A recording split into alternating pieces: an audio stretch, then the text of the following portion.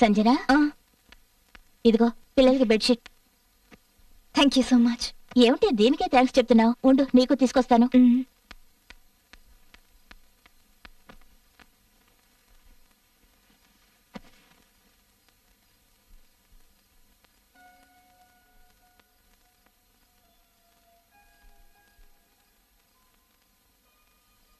అక్క, అసలు అక్కడ ఏం జరుగుతుందో నాకేం అర్థం కావటం లేదు. చెప్పాలంటే నాకు కూడా ఏం అర్థం కావట్లేదు. అక్క, are you okay?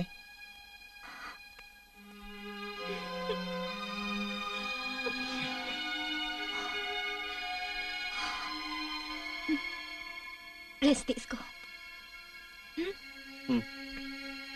Good night. Good night. రా, బయటికి వెళ్ళి మాట్లాడుకుందాం.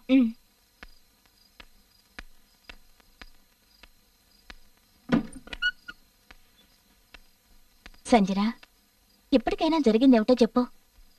ఇలా అర్ధరాత్రి ఇల్లోదిలు రావడానికి కారణం ఏమిటో చెప్పు. Tell me what's wrong. చెప్పవే ప్లీజ్.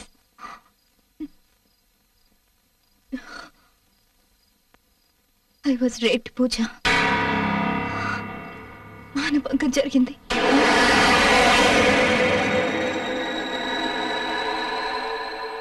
నువ్వు పోలీస్ స్టేషన్కి వెళ్ళొచ్చు కదా. వెళ్ళి ఏమని చెప్పను? ఆ పని ఎవరు చేశారో నేను వాణ్ణి చూడను కూడా లేదు. పైగా ఈ ఘోరం జరిగినప్పుడు ఇంట్లో అన్ని తలుపులు కిటికీలు మూసే ఉన్నాయి. అంతేకాకుండా ఇంట్లోకి ఎవరూ రాలేదు. నీకు తెలుసుగా పూజ, పోలీసులు ఎలా ప్రశ్నలతో వేధిస్తారని. నన్ను అందరూ పిచ్చిదాన్ని అనుకుంటారు, కానీ ఇదంతా జరిగింది, నిజంగా జరిగింది. సంజన, ఒకసారి డాక్టర్ దగ్గరికి వెళ్ళొచ్చు కదా. జరగరాంది ఏమైనా జరిగి రేపు ప్రాబ్లం అయితే? ఏ డాక్టర్ దగ్గరికి వెళ్ళను పూజ? వస్తున్నానండి. చూడు సంజన, ఎవరైనా మంచి డాక్టర్ని కలు. ఈ విషయం మీ ఇద్దరి మధ్య ఉండేలా చూసుకో.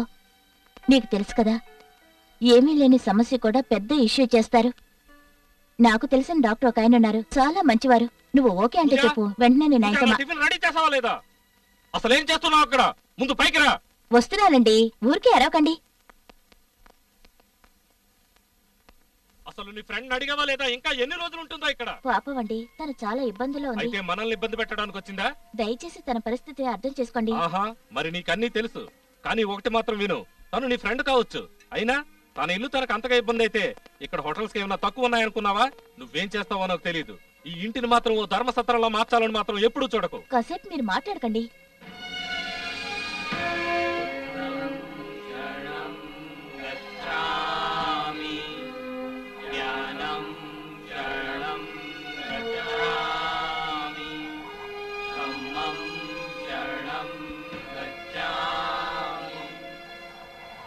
బుద్ధ భగవానుడు మనకి ఏదైతే జ్ఞానాన్ని ధర్మ శిక్షణని ఇచ్చారో దానితో మనం జీవితంలో ఎటువంటి కష్టమైనా అధిగమించవచ్చు.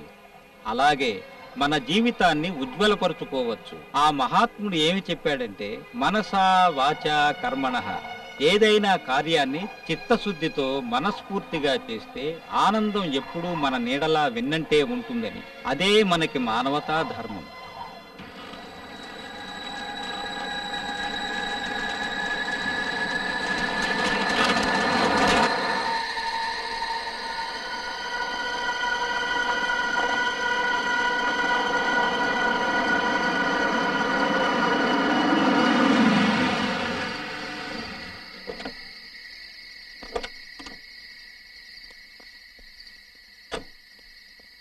మమ్మీ, రామా.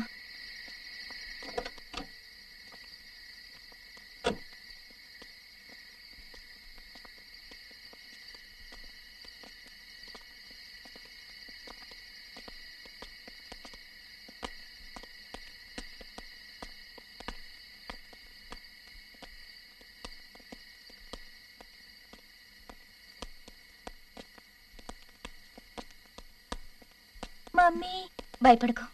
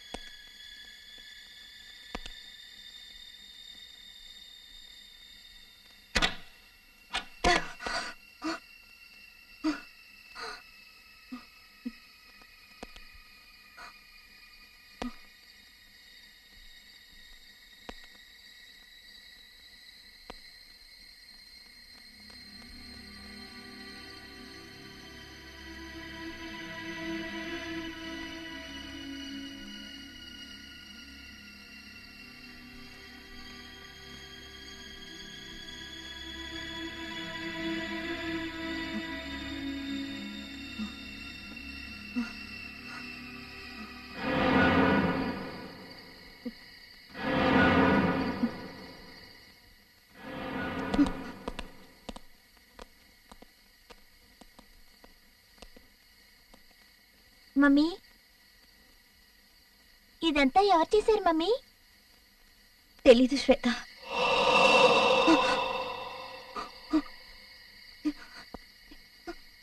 మీకు ఆ శబ్దం వినబడిందా? అవును మమ్మీ, అవును.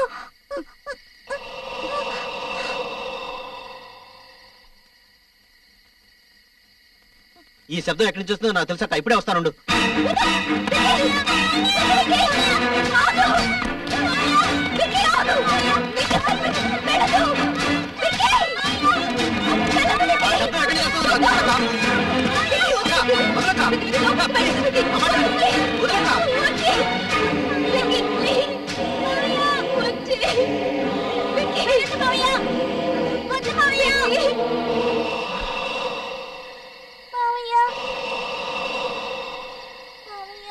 అక్క ఇది చూసావా, ఇది కదలటం వల్ల ఆ శబ్దం వస్తుంది. సరే వికీ, కానీ దాన్ని ఎవరు కదిలిస్తున్నారు?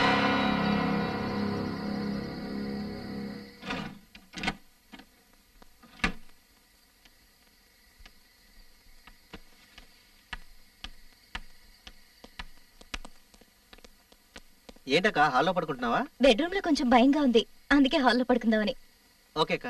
రామయ్య, నువ్వు ఈ రోజు మా రూమ్ లోనే పడుకోవాలి. ఓకే ఓకే వస్తున్నాను. రాకండి. పదా.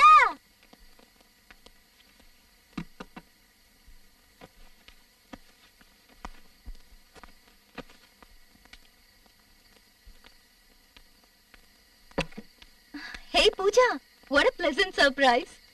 నువ్వు నాతో మాట్లాడుకో, నాకు కోపంగా ఉంది. చెప్పా పెట్టుకున్న పిల్లల్ని తీసుకొని ఇక్కడికి వచ్చేసావు. పూజ, అది నువ్వు సోఫాలో పడుకోబోతున్నావా? అయితే ఓకే, నేను నీ బెడ్రూమ్ లో పడుకుంటాను. సరే, నేను కూడా నీతోనే లోపల పడుకుంటాను. సరే, ఇప్పుడైనా చెప్పు, నువ్వు నాతో చెప్పకుండా పిల్లలకి ఏమీ పెట్టకుండా ఎందుకు ఇక్కడికి వచ్చేసావు? పూజ, నా వల్ల మీ హస్బెండ్ కి నీకు మధ్య ప్రాబ్లమ్స్ రావడం ఇష్టం లేదు. ఇలా చూడు, నా భర్త నా జీవితంలోకి పెళ్ళయ్యాకే వచ్చారు, కానీ మనిద్దరం నా 3 ఏళ్ల వయసు నుంచి స్నేహితులుగానే ఉన్నాం.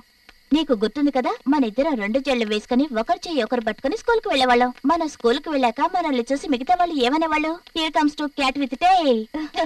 వీళ్ళిద్దరు ట్విన్స్ కాకపోయినా ట్విన్స్ లాగే ఎప్పుడు కలిసే ఉంటారు అనేవాళ్ళు. ఇది నువ్వు మర్చిపోయి ఉంటావు అనుకుంటారు, కానీ నేను మర్చిపోలేదమ్మా. అందుకే నా భర్తతో చెప్పాను, నా ఫ్రెండ్ లేని ఇంట్లో నేను కూడా ఉండను అని. వెంటనే ఇక్కడికి వచ్చేసాను. ఉండు, డ్రెస్ మార్చుకొని వస్తాను.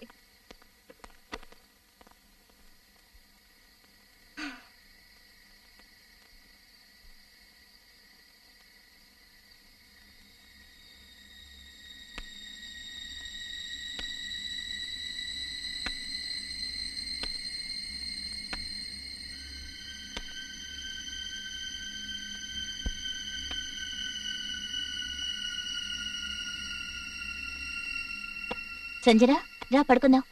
బాగా పొద్దుపోయింది, నాకు నిద్ర వస్తుంది బాబు. త్వరగా వచ్చి పడుకో. Good night. Good night.